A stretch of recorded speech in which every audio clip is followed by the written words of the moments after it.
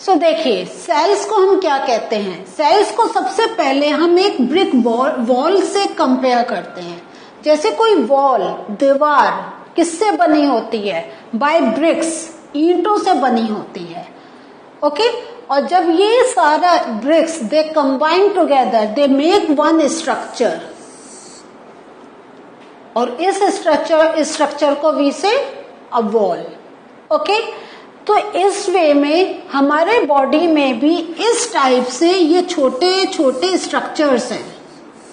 ठीक है, ये जो मैं आपको और डार्क करके दिखा रही हूं, इस टाइप से हमारे बॉडी में भी there are number of it. कि अगर हम काउंट करें एक मैच्योर, एक बड़े ह्यूमन बीइंग या कोई एनिमल का नाम लें, तो इट इज जस्ट इम्पॉसिबल कि वी कैन काउंट के एक बॉडी में कितने सेल्स होते हैं। तो आप सोच लीजिए कितने हमारे बॉडी में सेल्स होंगे। आप ये स्ट्रक्चर देख रहे हैं, आप ऐसा स्ट्रक्चर देख रहे हैं, तो आप क्या सोचेंगे कि सेल्स कितने टाइप के, कैसे होते हैं। यस, हमारे अगर हम different parts of the body लेंगे या किसी भी और लिविंग ऑर्गेनिज्म से प्लांट्स, उसका भी अगर आप रूट्स का लेंगे, आप स्टेम का लेंगे, तो you will find lot of difference between the structure. The function is same, लेकिन different types of cells are present. Okay, और वो different types कैसे हैं कि उनका एक तो function थोड़ा different हो जाता है, प्लस उनका structure भी different हो जाता है, but they are cells. हम क्यों कह रहे हैं कि different shape है, but we are saying they are cells, that you will come to know जैसे जैसे we will continue with the chapter. अब आप भी सोच रहे होंगे कि ये स्ट्रक्चर तो हमें कहीं अपने बॉडी में देखने को नहीं मिलता, और आप कह रहे हैं कि they are very tiny structure, तो इतने बड़े कैसे। तो ये क्या है, दिस इज अ माइक्रोस्कोप। ये आपको पिक्चर दिखाई दे रही है, this is a microscope. And when we see any plant या एनिमल का कुछ एक पार्ट लेके अगर हम देखें, तो दिस इज द एनलार्ज। अगर हम कहें हमारा सेल एक डॉट सा इतना सा है, उसका enlarge portion is this. So ये हम नेकेड आई से we can not see until and unless we look through the microscope. So now what is the proper definition of cell. तो the bodies of living organism are made up of tiny units called cells. ठीक है, तो जो हमारा living organism का जो body बना हुआ है वो टाइनी एक थिंग से बना है, and that tiny thing is known as cell. तो अगर हम देखें, आप जब अपना बुक्स में पढ़ेंगे and when you will move to senior classes, तो आपको ऐसा एक स्ट्रक्चर ऑफ सेल का दिखाई देगा। अभी मैंने कहा प्लांट्स का भी नाम लिया, मैंने ह्यूमन बॉडी का भी नाम लिया। तो जो अगर हम बेसिकली देखें तो there are two types of cells, animal cells and plant cells. जबकि हमारा फंक्शन ऑलमोस्ट सेम होता है, बट कुछ चीजें हमारे डिफरेंट भी होती हैं, तो वो you will learn in senior classes. तो इसका आप देख रहे हैं, there are different names written here. अब एक एक करके हम थोड़े से सेल के इंटरनल पार्ट को we are going to discuss. सबसे पहले सेल मेम्ब्रेन। तो what is a cell membrane. तो ये जो सेल होता है, it is enclosed by a thin outer boundary, and this thin outer boundary is known as cell membrane. Okay, so cell membrane अगर हम कहें तो ये आपका शो करा गया है सेल मेम्ब्रेन। ये जो आपको एक थिन लाइनिंग से दिखाई दे रही है, this is called cell membrane. इसको मैंने अब ब्लू से हाईलाइट कर दिया है। So this is the cell membrane. तो इस सेल मेम्ब्रेन क्या है, thin outer boundary. Is this thing clear to you. देख लीजिए इसको एक बार ध्यान से, समझ में आया। Next slide.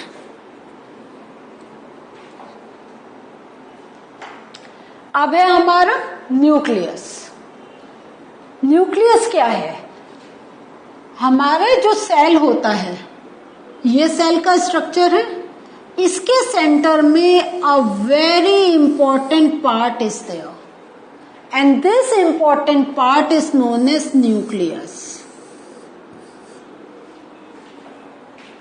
So most cells have a distinct centrally located spherical structure called nucleus. अब आप इस डेफिनेशन पे ध्यान दीजिए, डिस्टिंक्ट. देखिए और सब हमारे डिफरेंट ऑर्गेनील्स, तो हम जो और डिफरेंट देख रहे हैं इसके अंदर, they are known as cell organelles. तो इसमें आप देखिए हमने एक डिस्टिंक्ट क्यों कह रहे हैं, क्योंकि और सबके हमें छोटे साइजेस अंदर दिखाई दे रहे हैं, बट न्यूक्लियस का we are seeing a very big one.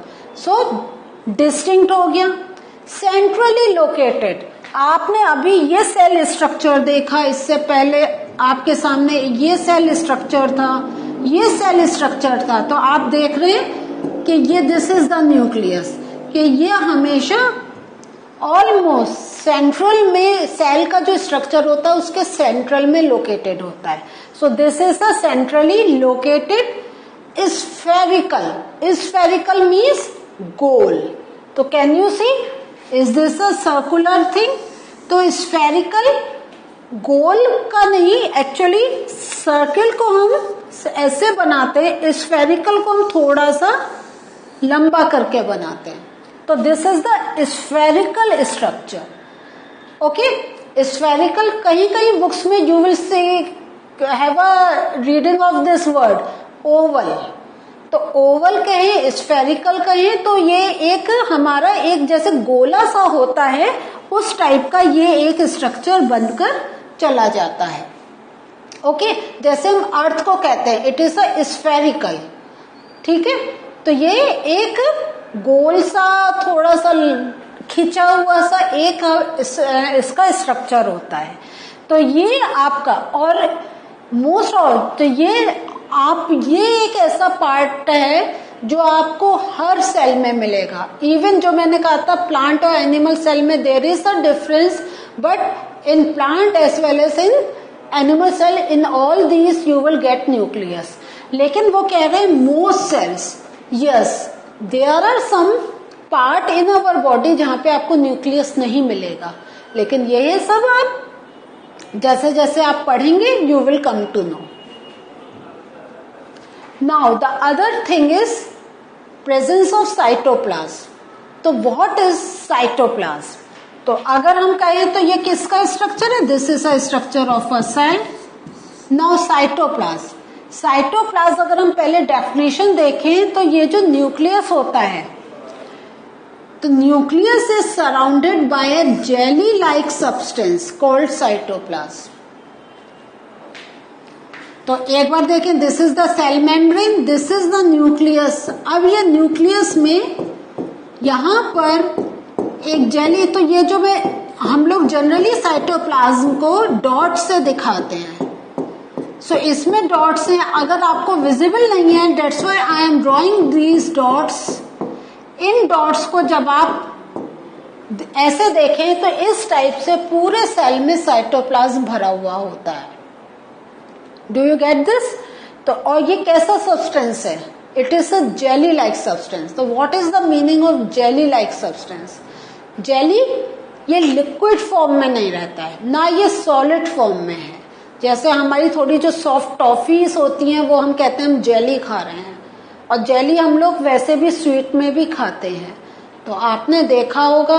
तो ये जो जेली लाइक सब्सटेंस है, तो दिस इज, हम ना तो ये कहेंगे पूरा लिक्विड फॉर्म है, ना ही हम ये कह सकते हैं ये पूरा सॉलिड फॉर्म है. Okay, so this is a jelly like substance that is present in the cell surrounding the nucleus.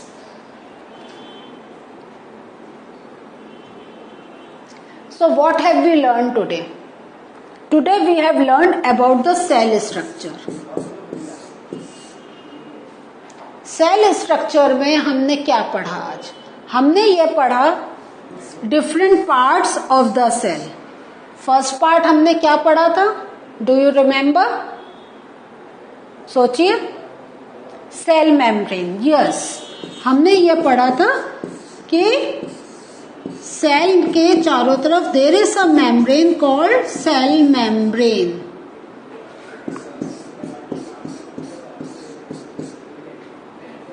Okay, cell membrane. Second हमने कौन सा पार्ट पढ़ा? देखिए अब जब हम ये सेशन करेंगे बाद में एक बार ऐसे हम क्वेश्चंस पूछेंगे सो डेट आपको लर्न हो जाए आपने आज इस सेशन में क्या पढ़ा है।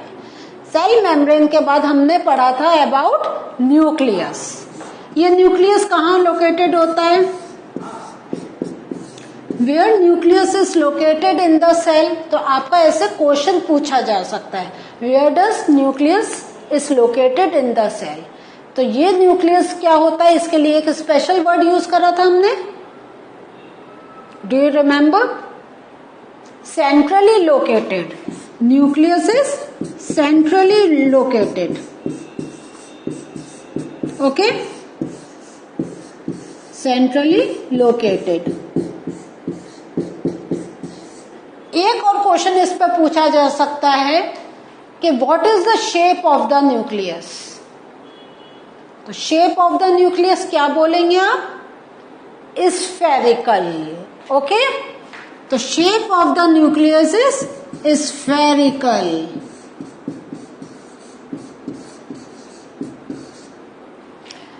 तो ये हम एक रिवीजन भी कर रहे हैं और आपको ये भी बता रहे हैं कि आपसे क्वेश्चंस कैसे पूछे जा सकते हैं।